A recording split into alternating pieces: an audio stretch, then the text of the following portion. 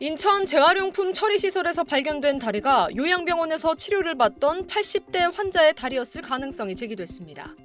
인천 연수경찰서는 지난 10일 연수구 남북권 생활자원회수센터에서 발견된 다리가 인천 요양병원에서 치료 중인 환자 것일 가능성이 있다고 밝혔습니다.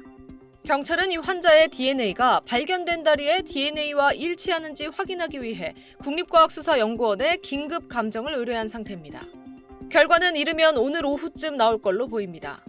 발견 당시 작은 발 사이즈 때문에 어린아이다, 체구가 작은 성인 여성이다, 여러 추측이 잇따랐는데 인천 중구 한 요양병원 측이 경찰에 자진 신고하면서 반전을 맞았습니다.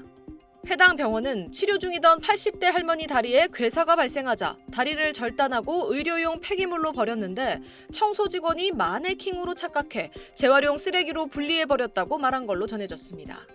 이후 절단된 다리는 붕대에 감싸진 상태로 재활용 쓰레기 수거 차량에 실려 인천 연수구 재활용품 처리시설로 들어온 걸로 파악됐습니다. 환자는 살아있는 상태입니다.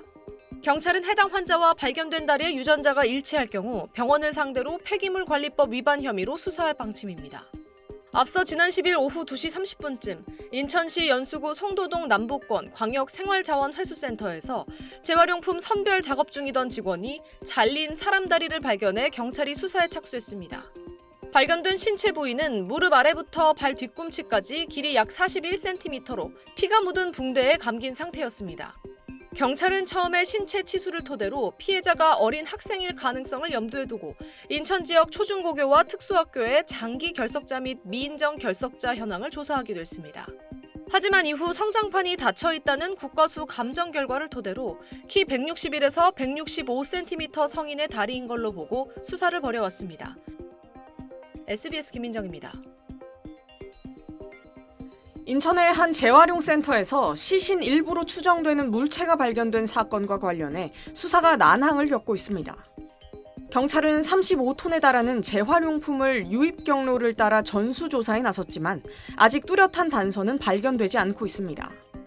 해당 재활용센터에서 사람의 한쪽 다리로 추정되는 물체가 발견된 지난 10일 인천 연수구와 중구 일대에서 34차례에 걸쳐 엄청난 양의 재활용품이 무더기로 반입됐습니다. 이 때문에 유기 차량이나 용의자를 특정하기가 쉽지 않은 상황입니다. 경찰은 수사 인력을 60명으로 대폭 확대하고 당일 센터에 재활용품을 운반한 8개 업체의 차량 블랙박스를 확보해 분석에 나섰습니다. 또 시신 일부에 감겨있던 붕대의 출처를 확인하는 데 수사력을 집중하고 있습니다.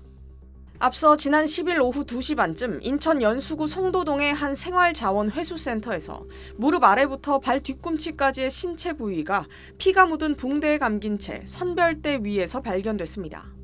발견된 다리는 길이 41cm, 발 크기는 210mm 정도로 국립과학수사연구원의 1차 구두 소견 결과 현재로선 성별과 연령대를 확인할 수 없는 상태입니다.